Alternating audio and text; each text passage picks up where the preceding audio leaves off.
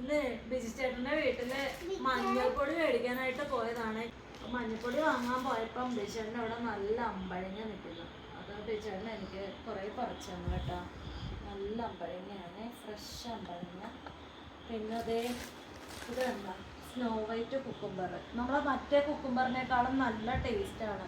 ഇതിനൊരു നേരെ പുളിയും കൂടെ കാണും. അപ്പം നമ്മുടെ മറ്റേ കുക്കുംബറിനേക്കാളും നല്ല രുചിയാണ് കഴിക്കാനായിട്ട്.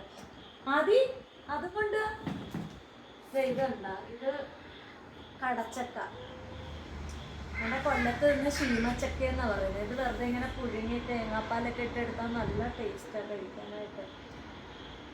പിന്നെ സ്റ്റാർ എന്താ ആ സാധനത്തിന്റെ പേരെന്താ നമ്മൾ കഴിച്ചേ?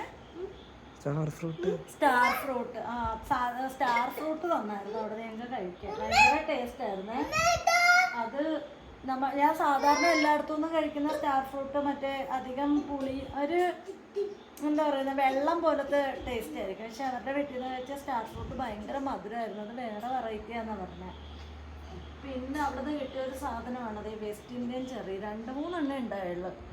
അപ്പം ഞാനും അഫാമും ഓടുന്ന് ഓരോന്ന് കഴിച്ചു. ഇത് ആദിക്കും ഉണ്ടോന്നെയാ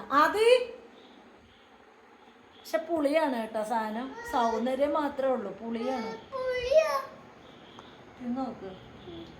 അത് തിന്നിട്ട് സൂപ്പറാണെന്ന് പറഞ്ഞേ.